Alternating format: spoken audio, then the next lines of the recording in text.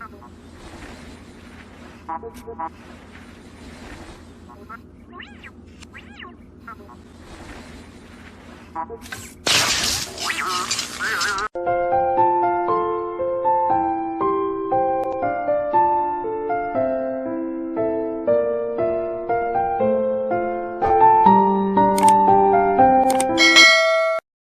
adik-adik, bertemu kembali di channel Belajar Fisika Gratis bersama saya Pak Yan.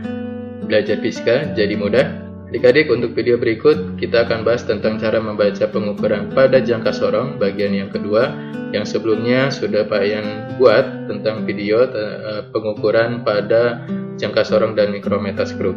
Nah adik-adik, untuk video berikut adik-adik akan bisa lebih memahami untuk pengukuran pada jangka sorong khususnya, dan akan dijelaskan lebih detail lagi, dimana untuk video yang sebelumnya adik-adik bisa klik link di atas kanan atas, ataupun bisa di deskripsi linknya langsung bisa diklik, dan adik-adik bisa langsung masuk ke channel Belajar Fisika Gratis, dimana di situ ada video cara membaca jangka sorong dan mikrometer skru. Baiklah, untuk yang pertama adik-adik, jangka sorong sendiri itu adalah alat ukur yang digunakan untuk mengukur ketebalan ataupun ketinggian suatu benda, ya, dimana ketelitiannya bisa sampai hingga 1/100 mm. Nah, cukup teliti dan cukup tinggi, sehingga dengan memakai alat ukur ini adik-adik dapat mendapatkan ukuran yang akurat dan pasti. Jangka sorong ditemukan oleh Pierre Fermi, itu adalah seorang matematikawan dari Prancis, ya, dan dia pun seorang penemu instrumen, di mana jangka sorong ini sangat berguna untuk pengukuran dan digunakan sampai sekarang. Untuk jangka sorong sendiri sebetulnya ada beberapa macam yang masih manual, ya. Itu adalah jangka sorong analog. Namun seiring perkembangan ilmu pengetahuan dan teknologi, diciptakan juga jangka sorong yang sudah memakai digital, sehingga pengukurannya langsung melihat di monitor digital tersebut. Namun untuk video berikut khusus kita akan membahas tentang bagaimana pengukuran pada jangka sorong yang analog, ya, atau yang manual. Sebelum kita membahas tentang cara pengukurannya, kita akan lihat dulu bagian-bagian dari jangka sorong itu sendiri. Di mana yang pertama ini, bagian pertama adalah rangka dalam atau disebut juga rahang dalam. Ini gunanya untuk mengukur benda, ya. Untuk jari-jari, biasanya jari-jari bagian luar, misalkan sebuah pipa. Nah, ini bisa diukur jari-jari bagian luarnya di rangka atau rahang dalam. Lalu yang kedua itu adalah rangka atau rahang luar. Nah, ini gunanya untuk mengukur jari-jari bagian dalam, ya, misalkan pipa bagian dalam. Nah, ini digunakan untuk mengukur dengan rahang luar.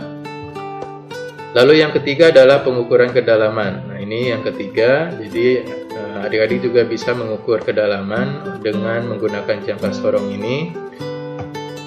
Lalu yang keempat adalah skala utama. Nah, skala utama itu satuannya dalam sentimeter. Ini mungkin sekilas kalian bisa melihatnya seperti penggaris, ya. Ini ukurannya juga sama dengan penggaris. Ini adalah satuannya sentimeter. Lalu ada skala utama yang satuannya inci. Nah, ini ada di atasnya. Ini pun mirip juga dengan penggaris yang biasa kita gunakan. Yang keenam adalah skala nonius. Ini adalah untuk ketelitiannya. Jadi skala nonius itu satuannya dalam milimeter. Bisa 0,1 mili ataupun 0,01 mili atau 0,001 mili. Jadi semakin kecil ukurannya dalam skala nonius, maka ketelitian pengukuran juga semakin baik. Yang ketujuh adalah skala nonius dalam inci, sama. Jadi kalau adik-adik mengukur ukuran bendanya dalam inci, maka skala noniusnya yang digunakan adalah ya skala nonius dalam inci juga. Dan yang terakhir itu adalah pengunci. Nah, pada saat kita sudah mengukur pas, maka kita kunci agar ukuran yang akan kita baca tidak berubah-berubah. Nah, ini bagian-bagian dari jangka sorong. Nah, bagaimana sekarang kita untuk cara membaca pengukuran pada jangka sorong? Sebagai contoh, ini adalah yang terlihat di pengukuran jangka sorong analog.